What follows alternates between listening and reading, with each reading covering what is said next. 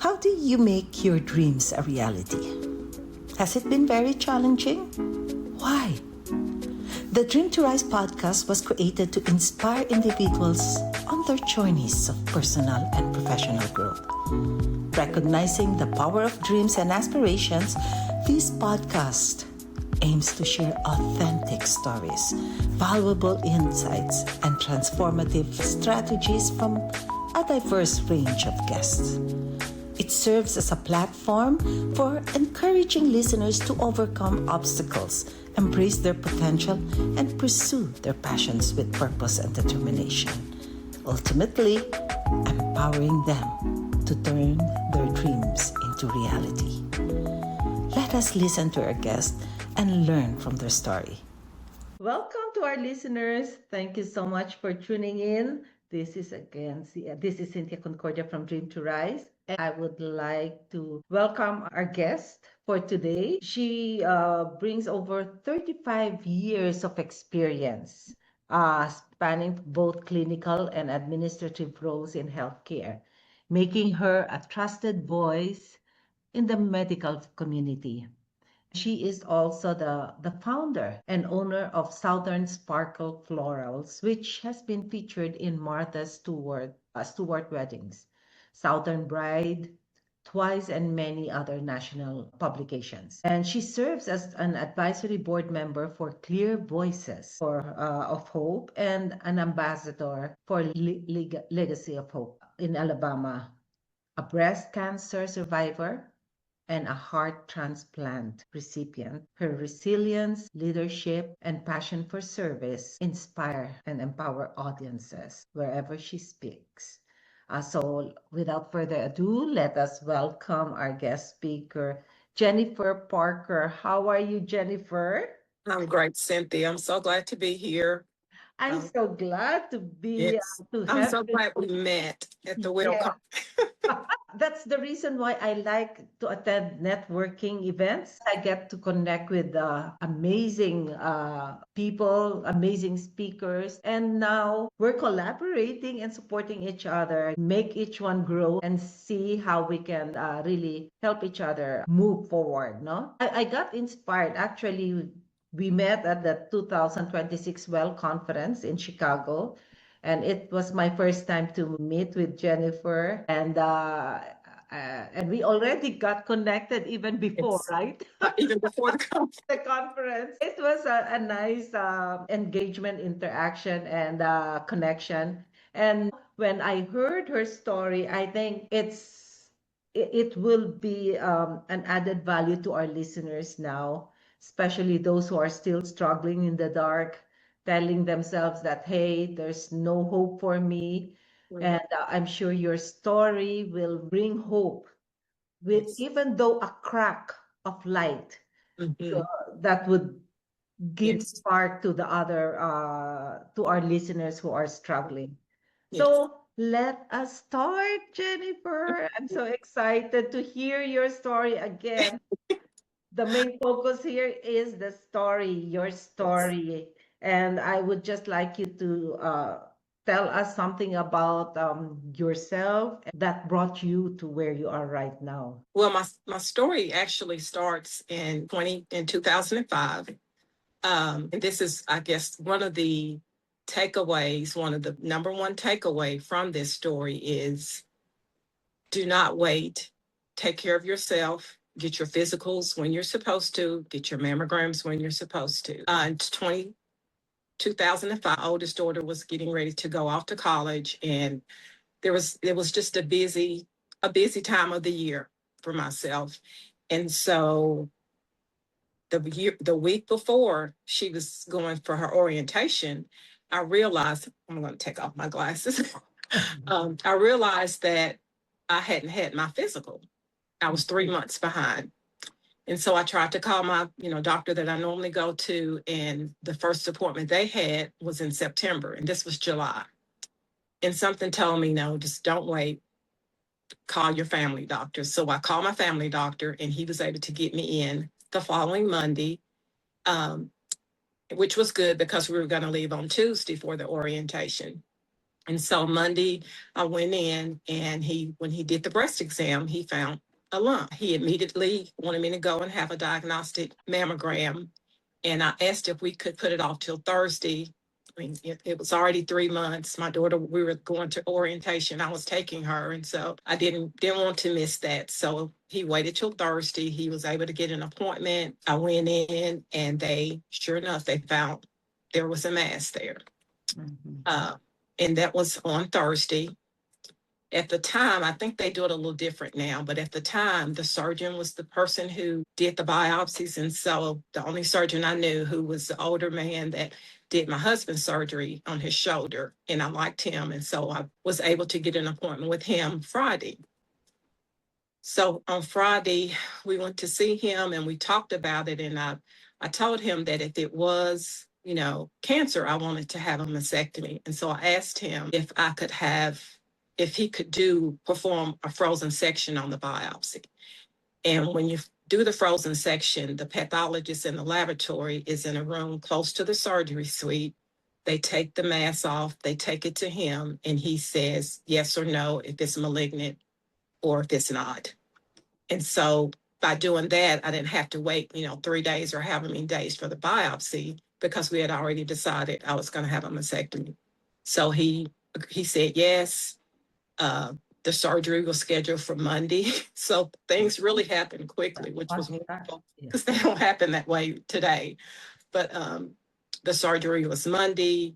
I went in, and when I, got out, I asked my husband, was it cancer? And he said yes. So we dealt with that. And I tell you that taking my daughter to college was more traumatic than getting the diagnosis of cancer. That was just the way it was. And so within a month, I was having chemotherapy. They went ahead and, they did the mastectomy that Monday.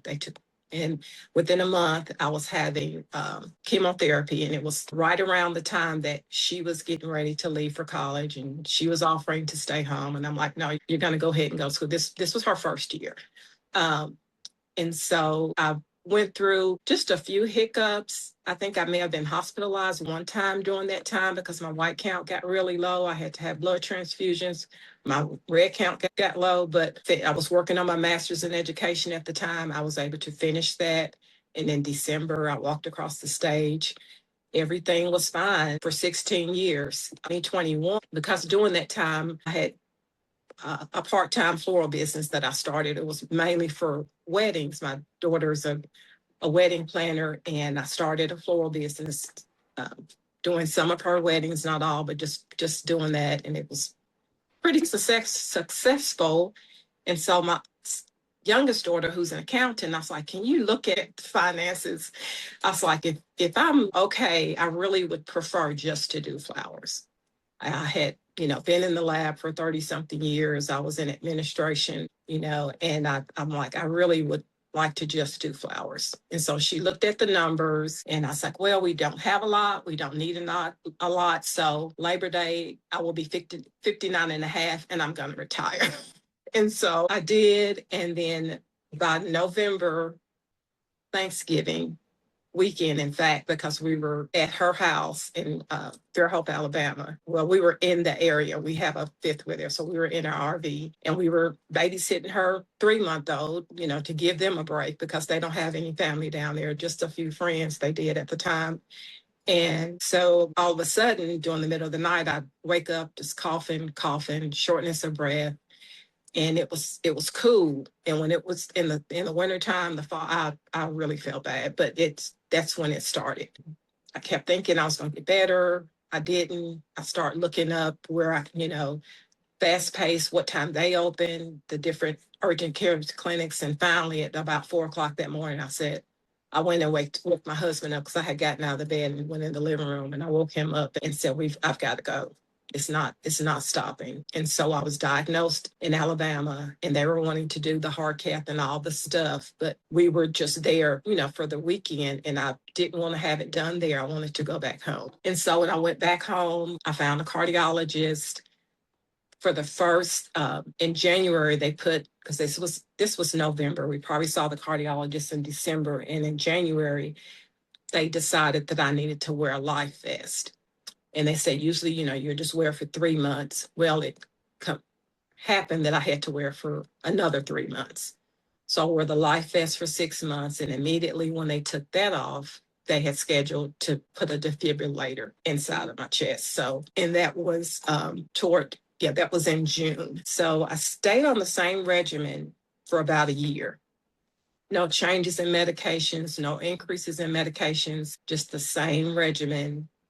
And I did have more good days than I had bad days, because unless it was just really cold, that is when I felt a whole lot worse when it was cold. It just was something about the wintertime that just was not good for me. But and so the next year, January, I think I was in the hospital in December, then again about 45 days later.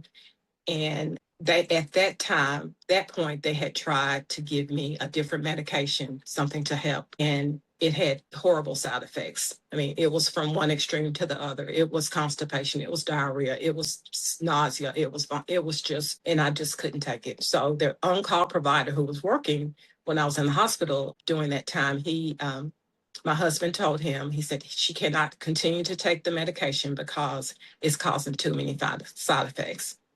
And he did not like that response. And you could tell he didn't like the response. And my husband just repeated in the same tone of voice, she can't take that medication because it's causing too many side effects. And so when my youngest daughter heard about what happened, she reached out to my cousin, who's a nurse practitioner in Birmingham, Alabama, and asked her to find me a cardiologist. I was in the hospital. I was discharged on Tuesday, and by Friday, I was in Alabama, 4 hours away from home, seeing another cardiovascular group. They listened to me. They heard my concerns. They were amazing. They cared about me, and I started feeling better. They changed my medication. They were going to increase one of the medications, and I started feeling better, physically, mentally, and spiritually feeling better. So 3 months later, my numbers were still not where they needed to be. I was still not any better. Even though I felt better, I was not better.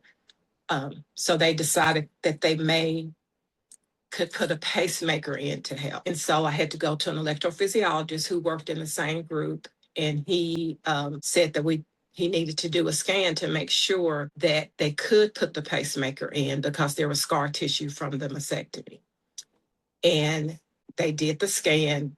He called and told us that it was fine, wanted to, saw us in the office. And we were thinking we were going for the follow-up to see when we need to come in and all of this. And he told me that, he said, Dr. Chris and I have looked at your results, and we consulted with the transplant team at UAB Birmingham Medicine, and we think you need to consult with them before we put a pacemaker in.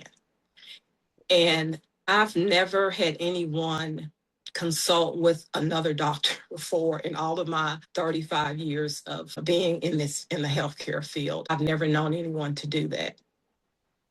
And so I still, at that time, that was in June, I was better. I felt a lot better because the sun was out. It was warmer, and I could not believe that they wanted me to go and talk to a trans. So I'm thinking, okay, we'll do that, and then I'll come back and get the pacemaker.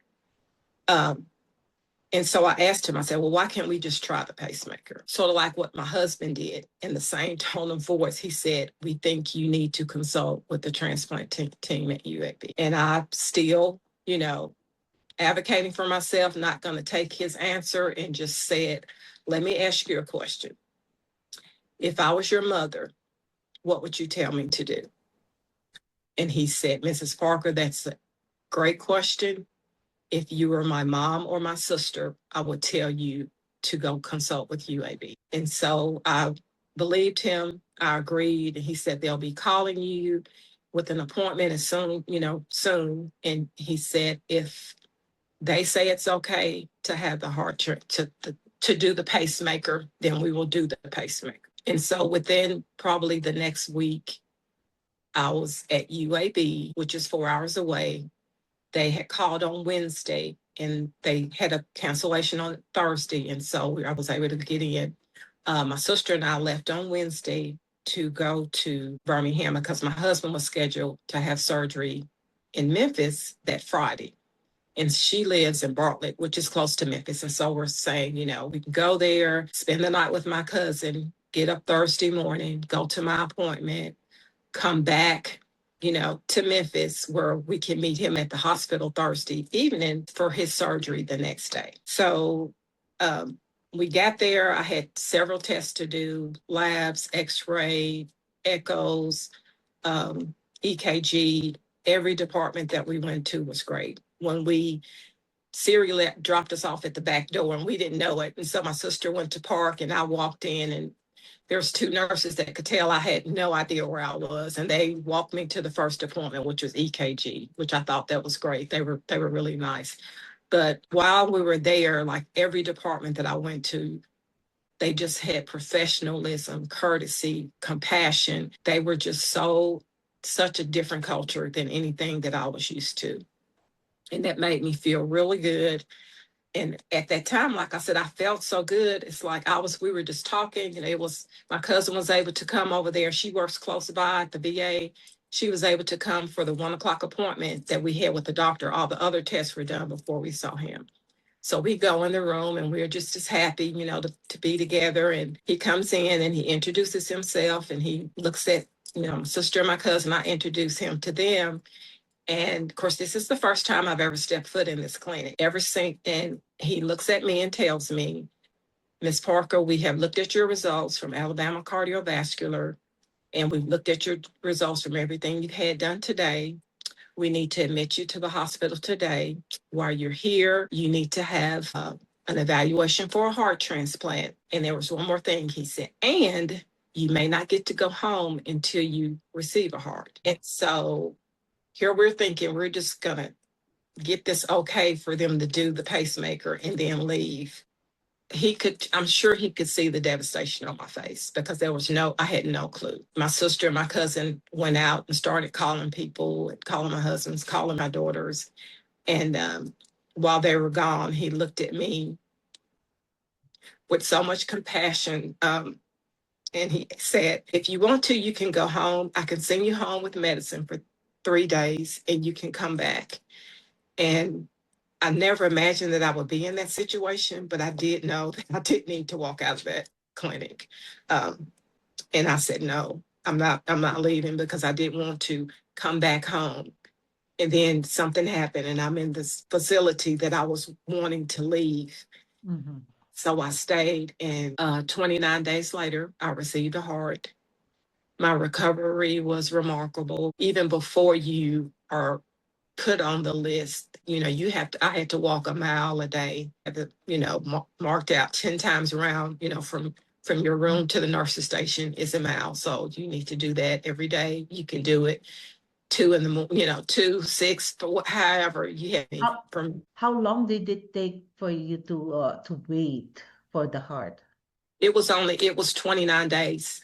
It took 2 weeks for me to get on the list. It usually takes like a week or a little bit, but it was longer because one of the instruments one of the tests that they need was down and they had to, but it was about 2 weeks. And when I got on the list, I was like at a 4. I was at the bottom, but then I started getting worse.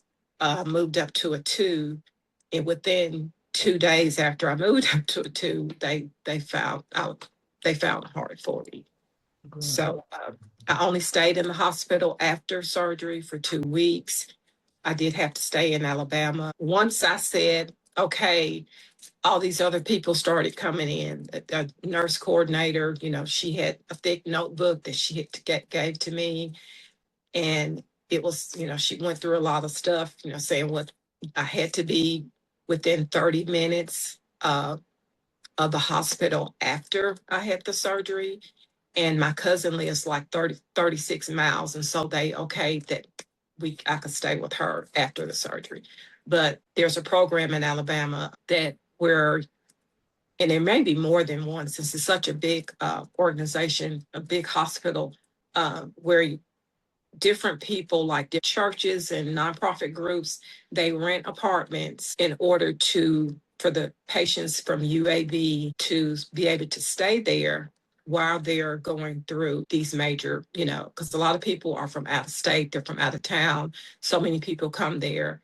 And like we were out of state, out of town, we were 4 hours away, which is the cutoff for, if I if I did get to go home, had to come home, I could still be able to get there in 4 hours and be okay.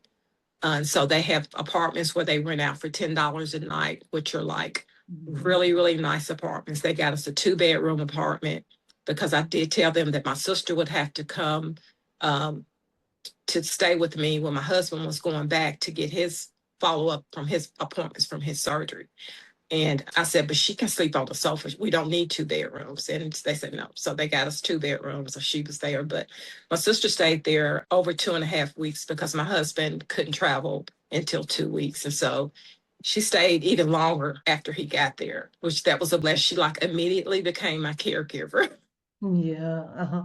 Imagine you've gone through breast cancer and now heart transplant. Yes. How did your experience with breast cancer influence your approach to the heart transplant process? I don't think it really affected me in any way because I guess my outlook is always look at the positive. I had 16 years.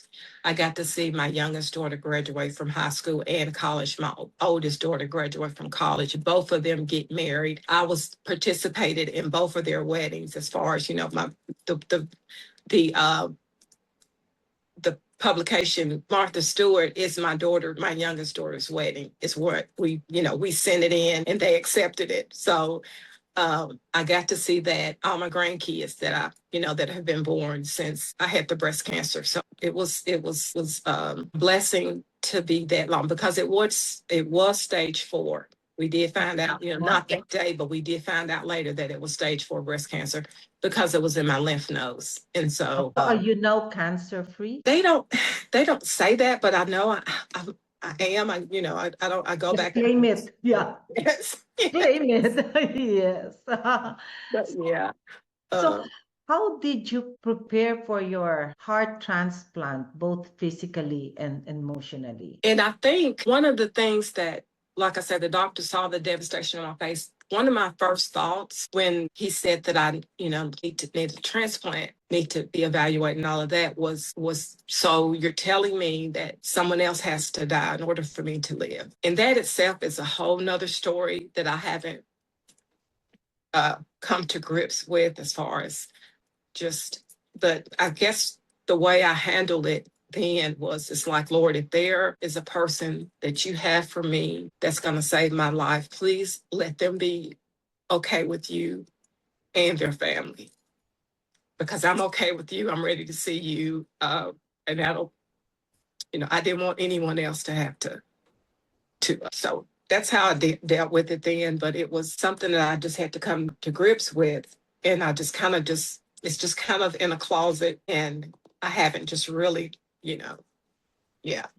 It seems that you have a close relationship with God. I do, and I really do. And I have had so many people praying for me. Yeah. And my sister was in a church after it was all done. She was at a church visiting, and she saw their bulletin, and my name was, and she's like, this is the first time I've ever been here. How do y'all know my sister? And so and she lives in Memphis. So the word just got out and there were so many people praying for us. And it was good. The surgery only took 4 hours. I think it was probably about 18 months later, my husband fell off a ladder. And his surgery was 7 hours because he broke. And that was just all I could think was, what's happening? And it only took 4 hours for them to transplant heart, take out and put another one. And he's still in surgery. But, I have a really strong faith. And there are so many things that I look back on and say, we just say, look at God. He was here for this. He was here for that. Yeah. And because my daughter, she tells me now, she's like, you went into surgery and about 7 o'clock, I went back to the hotel and got, showered and put something comfortable on and came back to the hospital and just, was just ready to sit there and just wait. And she said, and within 20 minutes, the surgeon comes out and he's like, and she thought, something had happened, but he was finished. So It seems that a support system is very important as well. it really is. And that's one thing that what my reason for telling my story is is for people to advocate for themselves and their loved ones. And with as far as advocating for myself, like I said, when I had the breast cancer, I just asked him nicely, can you do a frozen section? And he said yes. So I wouldn't have to go through those days of waiting. Because I knew I was going to, why do 2 surgeries when you can do 1? And then my husband standing up for me and advocating with me when the doctor pushed back when he said, she can't continue taking this medication. And then my daughter, and for some reason, I don't know, because like I said, when I think about it, I was on the same regimen for the year. I didn't question anything at that time. I guess I was retired and I didn't want to think about medical stuff. So I just believed they were going to do what they were supposed to do. But and then my daughter, she wouldn't have said, find my mother another doctor. I've never, that was life changing when that happened. Because when I start writing my story, I think about, okay, so these doctors advocated for me with someone who was in a different group. It wasn't their providers. It was someone who was in a different hospital. And that, just for them to do that, I'm just so thankful, grateful, and blessed about it. And then for UAB to advocate for me before they laid eyes on me, before I stepped foot on their campus, they were advocating for me in the background. And these people were wanting to save my life. Wonderful. And that's just a blessing. And that also to say that there are doctors out there that do care, that do listen, and they're saving lives. Wonderful. Yeah. So are there any specific lifestyle changes you've made post-transplant? Yes. I actually, after I had mastectomy, when I had breast cancer, started, doing more things. I ran track in high school. I started walking and running, and I realized that Tennessee had the Senior Olympics, and I'm like, oh, I wonder how old you have to be to do that. So as soon as I turned 50, I started looking, but I kind of waited too late. I knew I needed a little bit of training time, and it was coming up like 2 months. I'm like, no. So I started looking at other states, and I found Kentucky, which is only an hour and a half from us. And Kentucky is an open state where anybody can come and qualify for. So I went to Kentucky, did 2 races. I got gold in both races. I was at How many months, Major? I did the 100-meter. No, Wow. I did 200-meter and the 400-meter. The 400-meter was my race in high school. I went to state with the it wasn't a meter then, it was a yard. For the 440-yard dash, I started the 440-yard relay in high school. We no longer are friends anymore because it's too hard. It's too hard. So I stick with the 100 and the 200. So the doctors knew that that was my goal, was to, go back to the Senior Olympics and compete. Well, Birmingham, the next year in 2024, they hosted the Transplant Games of America, which of course I didn't know anything about that because I knew nothing about the transplant world. And so he told me we're hosting the Transplant Games. You have a year to train. And so I did the Transplant Games in Birmingham. I ran the 5K. I did the 100 and the 200. Wow. Yeah. And so they have them every 2 years in different cities. And so next month in June, they're having them in Denver, Colorado. I'm only going to do the 100. The reason I'm not going to do the 200 is because the 100 is like one of the first races you do.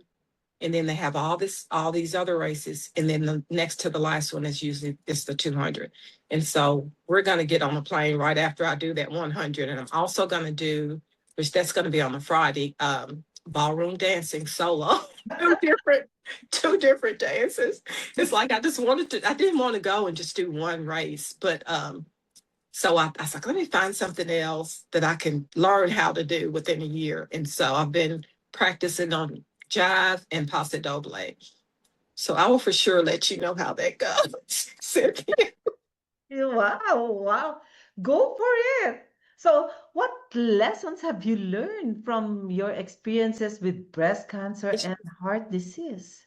like I said, it's don't wait. If there's something you want Okay. to do, if there's something you should do, like having a mammogram and all the other stuff, make sure you do it on time. And that may have nothing to do with it at all, but I was 3 months behind. Just have that done. And also, just advocate for yourself. Speak up, ask the questions. If you don't understand something, ask them can you say it in a different way? Can you rephrase it? If they say words that you don't understand, can you please write that down? Try to take somebody with you. If you can't speak up for yourself, or you don't want to, or you're too tired to, just take somebody with you to be there with. But even a lot of times, even if you don't have any questions or whatever, even if you just have somebody with you, they see that you have a support system, and they're more likely to, because that was one of the things at UAB, is that they saw that I had a real good support system, and they knew that I would be a good candidate as far as being taking care of myself. Just do what you can do to keep yourself healthy. Yeah. But just make sure that you are. And another thing is, learn when you need to walk away from a doctor. Learn when and I would suggest, I'm not giving medical advice, I'm just suggesting the things that I did. Is my daughter found me another doctor. I didn't ask them for a second opinion. Yeah. I found another doctor. I came back when I went in the computer and I just canceled my appointments. Because usually when I feel like if someone is going to ask for a second opinion, they're going to send you to somebody who's probably on the same page that they are. And so just search out. And I was so fortunate to have my cousin, because like 25 years ago, my mother was going to a rheumatologist. There was only one in the area in West Tennessee, and she was not getting any good results. I reached out to my cousin, who was working for the rheumatologist at that time, and she started seeing him, and my mother started doing better. And so just not for anything as major as a heart transplant, but just anything, just Yes. speak up for yourself. And we know our bodies more than anybody. And don't let anybody tell you that you don't know what you're talking about. If it's there, you know, it's there. Exactly. Don't be afraid of what other people would say, and then just do what you Do think is good for you, because sometimes what other people would say will just drain you. yeah. But in January, I really decided I need to start speaking. I need to get my word out. And so I took a class and learned how to, What are your goals now in the next 12 months? the next 12 months, I've been working on trying to get a TEDx talk. I have been interviewed by one, and I'm also an alternate. And it goes out June the 1st. They'll know if they need me or not by June the 1st, but I'm still claiming it. But I'm an alternate for TEDx Clemson University in September 2026. Oh, I want, because I know that's a big audience, and I would love to have one of those to be able to spread my word even further. Wonderful. So, Yeah. what do you think would be the major roadblock for you to achieve your goal or goals? I'm not sure. They just have to pick me. They just have to vote me. And I have to, I like I said, I've interviewed for two. I am an alternate for one, but I tell you one thing, Cynthia, because I got the phone call that Friday night at the conference that I wasn't chosen, but they definitely, they were impressed with me and blah blah blah. I got that phone call, but after the second day at the conference, I said, I don't think that there's any TEDx could be any better than this conference, because there were so many wonderful women there who were it was so awesome. And then that last bit that everybody did, because it meant so much to me. And it happened at the right time. I thought there is nothing else that can compare to this, because that was my first experience. That was my first. And, for y'all to give me a standing ovation was just like, oh my goodness, just pushes me even more. So I'm just really driven, and I just want to keep going, and I just keep applying, and I keep applying. I do reached out to someone in and for March of next year, and they read my application, they emailed me, they want to set up a meeting and talk to me. So I do know I have one more speaking gig. Good. Yeah. And that's what I think the main thing that stops you is yourself. If Yes. you don't keep moving forward, applying and applying, Yes. Apply. Because there was one, Cynthia, today I worked on for so many hours because I'm still, I'm older, old woman. And it's like I was trying to make a 1 minute, make a 1 minute video or a voice video. So I thought, well, let me try the voice video. Well, it was easy to do, but then my computer wouldn't download. So I just had to take a break, walk away, and come back. But I got it done. It's for a TED Talk. So I agree. So sometimes we have to stop first and go out, divert our energy, because for sure our energy that time was tending to become a negative one, right? Oh, exactly. I cannot fix this. So sometimes we have to divert our energy by taking a walk or doing something you're passionate about. Yeah, I haven't done. I had to. Oh, this was another thing that I usually don't think to mention. But when the day that I was admitted in the hospital, 2 weeks later, I had two weddings 120 miles apart, which one of them was already set. All the people who were supposed to be there were going to be there. But then the one in Nashville, which was the biggest one, it was missing me and my sister because she was like, well, you're going to be there. And so she's like, I'm not going to be there because I'm not leaving you. So she's like, I'm going because my husband wasn't there. She's like, no, I'm not going. And she called someone who lives in Nashville, who's worked with me before, and she was able to be there. And then other people were, pitched in. And I think I only got 3 phone calls from both those weddings, which was great because it just shows that I'm not dispensable. And so many times leaders think that they have to control. You need to train people to do what you're doing so they can do what you do when you're not there. Exactly. And that's why I value knowledge at work. I started with this brown bag lunches where we have lunch, but I came up with learning while you're having your lunch. Yes. Would invite other colleagues from the department to share what they're doing so we would learn what they're doing. Right. So It's if right. they need help or they need to take a tip, at least someone would be able to pitch in. Exactly. I really valued knowledge sharing and then supporting each other.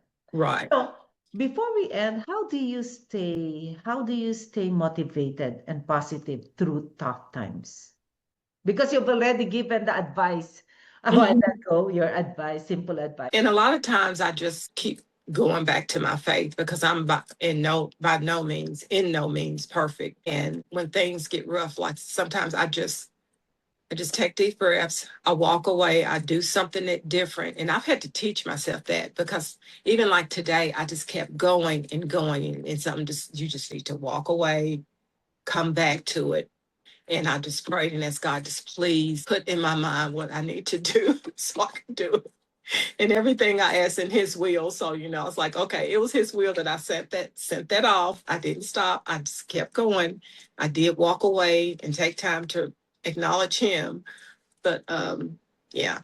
I think it's our purpose that keeps Yes. us motivated. And it is. And that's the thing is that, this is, I feel like when I do what I'm doing, I'm honoring God, I'm honoring my donor. Yes. That's why the first, after 4 weeks of getting out of the hospital, I wanted to do that 5K on Thanksgiving. And, I didn't even think about that. That was kind of like my anniversary of getting sick because we were down. And Because that's when I was diagnosed in Thanksgiving. But anyway, it's like, I just wanted a Donate Life shirt, Donate Life Alabama. And when I do a 5K, I think I told you off conference, I walk run. I'm a sprinter. And so I can't run a whole 5K. I have to walk and I sprint and walk or whatever, but I make it. And I got the second one that I did, which was 8 months later. I did get first place in my age group. So you can walk, run and still do good in 5Ks. But there was another lady there who was doing like I did. She was walking some and she was running some. And when we were kind of walking together, she asked me, about my shirt. And I told her that I had a heart cancer. And she was so impressed. She said, I cannot wait to tell my brother and my father because she said, I had a heart, something done to my heart. They both have, and they don't want to do anything. They just want to sit around, because she was out there. She was trying to take care of her heart. Yes. And so this was a gift that I do not want to waste. I got heart disease because of chemotherapy. I do not want to get heart disease because of something that I'm doing to my heart. Imagine now you're doing what you're passionate about. I am. And who would have thought? I would have never thought. That's like with the floral business. I would have never thought that I'm doing because I love decorating and all that, but I didn't know anything about flowers. So I learned. I went on YouTube. I took classes. I looked up the style that I like to do, and I started looking up those. They had classes on YouTube. I've paid for classes online just to do the best that I can do. And so I did the same with speaking. Take a class. Yes. If took you need to class. improve, then take another one. Exactly. take those uncomfortable action for you to improve yourself. Continue Yes. learning. I agree. Sure. So Yeah. thank you so much. I appreciate it. Your story is truly powerful, and it's a reminder of resilience, Yes. courage, and the transformative impact pursuing one's dreams. Yes. And I appreciate your openness and the valuable insights you have shared with us. All right. Thank you so much, Cynthia. I appreciate it. And I wish you all the best. And for our listeners, till our next episode, thank you so much and have a blessed day. Such an incredible story of resilience and transformation. The journey is a powerful reminder that adversity can lead to profound personal growth and the ability to uplift others. It's inspiring to see how each one turned their challenges into opportunities for healing, especially for those who may feel lost or hopeless. I want to take this opportunity to invite you to explore my books, My Journey into Becoming and Dream to Rise from Darkness into Light. In my journey into becoming, I shared my personal struggles in overcoming an abusive relationship and the heart-wrenching moments that followed, ultimately finding my purpose in helping others live their dreams. Dream to Rise, an anthology, combines the stories of 18 courageous co-authors who illuminate the path from darkness to light. Each narrative showcasing the profound impact that sharing our truths can have on those who are struggling. Together, we can inspire change and encourage others to embrace their own journeys. Remember, your voice matters, and there is a community of support waiting to lift you up. Let's continue to be beacons of hope and make a difference in this world. Thank you for being here and for everything you're doing to help others rise. For those who would like to be a part of the Dream to Rise Inner Circle, this is a mastermind group that fosters learning and growth. My main objective is to help the members rise and shine. Be a part of this amazing group and let's strive to be the best version of ourselves. If you need more information, please visit my website, www.dreamtorise.info. Again, www.dreamtorise.info. Have a blessed day to all.